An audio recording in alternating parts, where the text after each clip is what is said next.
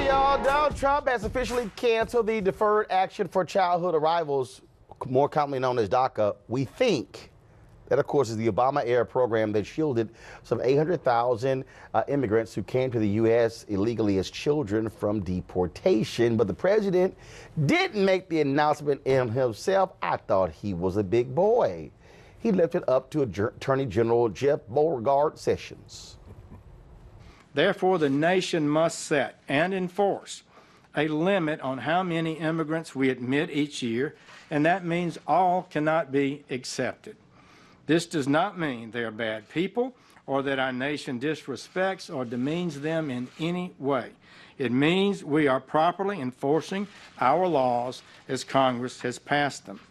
Now, the announcement was met by demonstrations nationwide with young immigrants who refer to themselves as Dreamers and their supporters vowing to fight to keep DACA alive. And announcing the end of the program, the administration also said it would give Congress a 6-month window to fix it.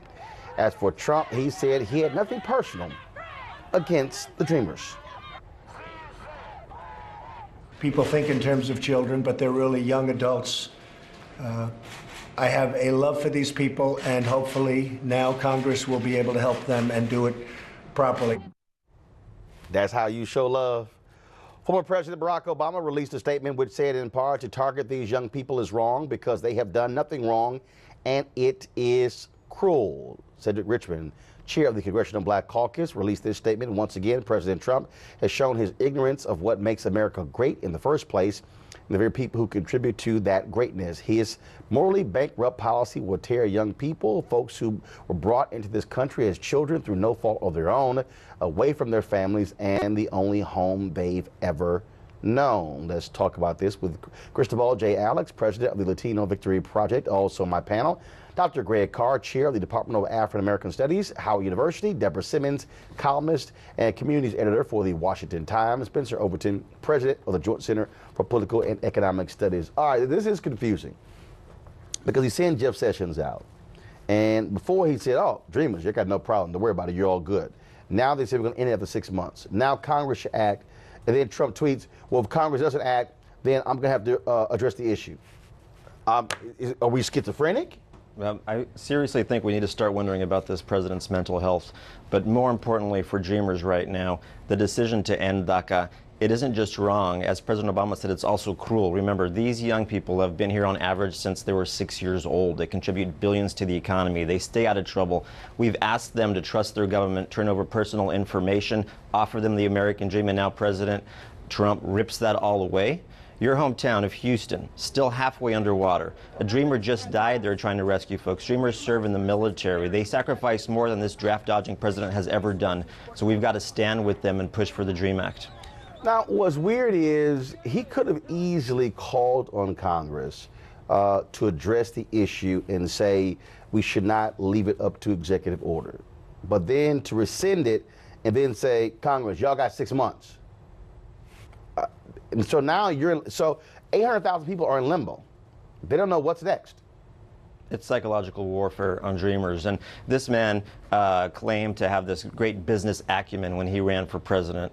And the first rule about negotiation is you don't negotiate against yourself. So for no reason at all, they create this artificial 6-month window, put these young people in harm's way, ask them, if you look at the talking points from the Republican Party, ask them to self-deport now, and then tweet back that, oh, if you don't take care of it, I'll take care of it myself. Well, quite frankly, where I come from in Texas, that's BS. What we need to do is make sure that Congress acts and takes the ball away from this president who can't do it himself. Deborah, what's strange is 75% Republicans disagree with ending DACA. Yeah. And again, so then we see the New York Times, they're reporting that, well, Trump might not go forward with it. Right. He might, that he's unsure. I mean, dude, you're the president. Look, here's what everybody seems to forget. It takes 3 to tango. Trump can't do it unless he does the exact same thing he's been criticizing Obama about with DACA or any other legislation.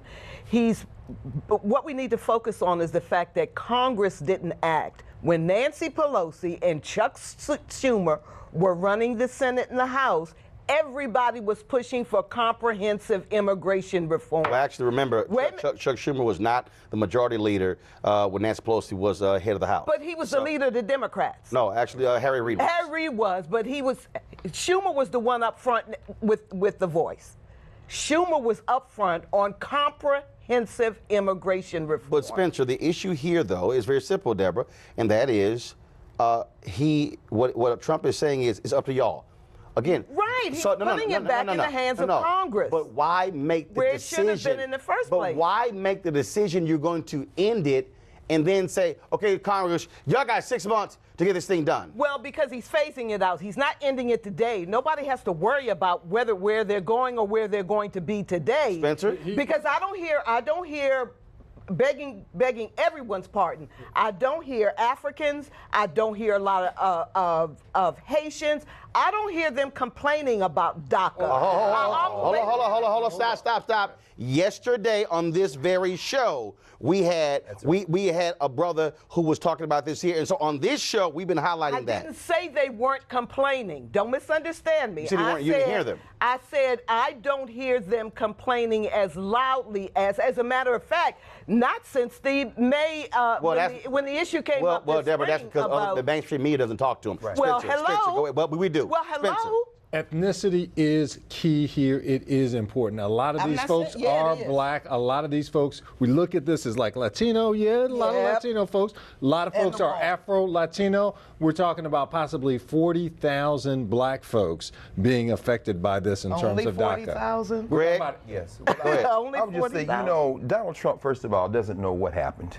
The lead villain in this gang of white supremacists in the White House is Jeff Sessions. Sessions, he is the lead dreamer in this whole thing. His dream is of a white republic. He's been trying to roll back citizenship for years. But that's not what what I'm saying is we can't look at this as a coherent policy. Donald Trump doesn't know what he did. This is Jeff Sessions. He's worse than Scott Pruitt at EPA and Betsy DeVos at Education. He just turned him loose. I ain't here to defend Jeff Sessions The guy's a or white Donald Trump. supremacist, and he has I'm been here dreaming to of say this. that we have a process. Congress We needs don't to have a do process. its job. Since they do. No. I do think it's interesting that you point out Jeff Sessions. I think that's a huge part of the problem. That's and right. Interesting, such an important announcement. Instead of doing it yourself, instead of being a man, he has no cojones, this president. He came out and he sent Jeff Sessions out there. You could see in that video how giddy this man was. Remember, it's his dream. Jeff Sessions is a racist, and I'll say that point blank. He couldn't get a judgeship because of his racist background, and now he's out there doing what you just said, which is making his dream come true to deport these dreamers. Well, he also lied. Jeff Sessions also lied yesterday by saying that. Yeah, but that's They all do. Well, but he just straight lying. Yes, sir. I mean, just lying, Spencer. They're taking jobs. Right. Okay. It's the racist rant. It's like, dude, really? Yeah, if you look at the economics, they are contributing to the economic growth in terms of the country. It's not about economics. It's not about the merits. It's about ethnicity. And so now, of course, Cristobal, I got to ask you this final comment. The head of the Hispanic Chamber, he finally resigns. I'm going, finally? Finally? It's like, so, but the Muslim ban wasn't enough. The aligning with the white supremacists and the Nazi sympathizers, that wasn't enough. Right. But now all of a sudden it's in your backyard. Now you go, okay, now I'm going to go ahead and quit. Yeah, I wrote an op-ed in May. I called him the pendejo, which is a clown, because he used that same language against Trump when he was helping Hillary Clinton win the election. Of course, Hillary lost. 2 days later, he gets on the news and starts saying he wants to be close to Trump and starts defending Trump. He's basically window dressing. The Muslim ban wasn't enough. The attack on women wasn't enough. This call for a border wall wasn't enough. All these things aren't enough, and now he backs off. It's nice of you to join us some 8 months later. What's interesting is a guy I know who is a Latino entrepreneur here, and last week on his Facebook page, he was defending Trump. He was defending him, saying how he's great for America. After yesterday's announcement, now he calls him a piece of human trash. And I'm like, so now you woke up. Hashtag we tried to tell you. Hashtag we tried to tell you. So we'll see what happens next. Weekdays on TV One. I will never lie to you. Oh my God. Roland Martin. He doesn't want to talk to us. He wants to ignore us. Uncensored. Hell no. That ain't gonna cut it, boo. Unapologetic. No, that is fundamentally false. You are wrong. Unfiltered. He wants an America where we all look alike. He ain't talking about black people. Unrelenting. You better go work out, because you got a fight on your hands. NewsOne Now with Roland Martin. Weekdays at 7 a.m. on TV One.